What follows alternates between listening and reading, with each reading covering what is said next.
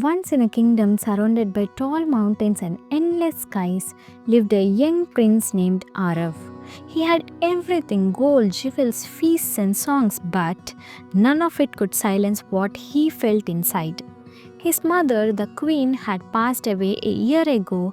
Since then, joy had lost its color, laughter felt distant, and though he smiled for the people, inside he was drowning. He would sit by the palace lake at dawn where the mist floated gently above the water, the only place where his emotions felt safe. His father, King Viren, had seen many storms in his life, but seeing the fire fade from his son's eyes worried him deeply. So one evening the king invited the prince to his study, walls lined with books, maps, and ancient scrolls. Viren, the king, said gently, "Life will test you with both pain and pleasure, but I want to give you something that will anchor you through both." The prince looked up puzzled. The king smiled and summoned his three wisest ministers.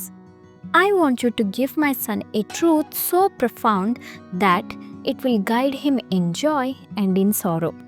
The ministers bowed and left, promising to return with an answer that could stand the test of time.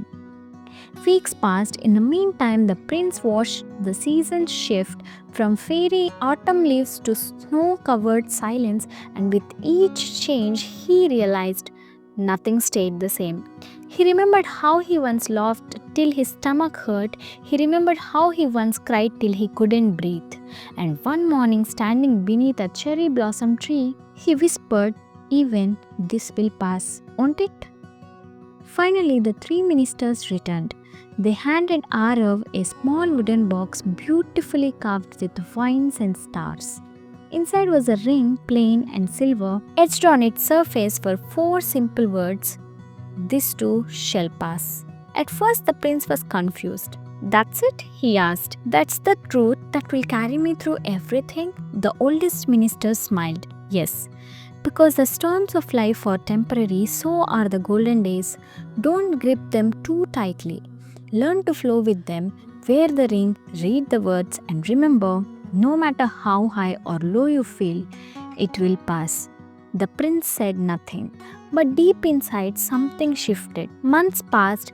Arav began healing slowly and gently. He laughed again, he danced with the people, he fell in love with sunrises and stars. And one evening during the kingdom's spring festival, he felt joy like never before. Lights in the sky, music in his chest, friends by his side. Then his hand brushed the silver ring. He read the words, "This too shall pass." His smile softened, not in sadness but in gratitude. "Let me love this moment fully because I know it won't last." But life, as it always does, brought another storm. A neighboring kingdom invaded. The king was injured in battle. The palace shook with fear. The prince had to lead. One night, overwhelmed, he sat alone in the war room, maps in chaos, his mind louder than the wind outside. He looked down at the ring. "This too shall pass." He closed his eyes and took a breath. Then he said, "I will face this, like the sun faces the storm without fear." The war ended, the king recovered, the people celebrated Arav for his courage, wisdom, and calm in the storm. Years later, when the old king passed peacefully, Prince Arav became king. At his coronation, he wore robes of gold and a crown of stars, but his most precious possession was still the silver ring. And when a young servant curiously asked, "My king, why do you wear such a plain ring on such a grand day?" the king smiled and said, "Because joy too shall pass. So let me cherish it while it's here." Now, older Arav would sometimes sit by that same lake from his youth. He would feel the breeze on his face and remember all he had been through. He had gained, he had cried, he had danced, and in every season the ring whispered the same truth: "This too shall pass." And that gave him peace.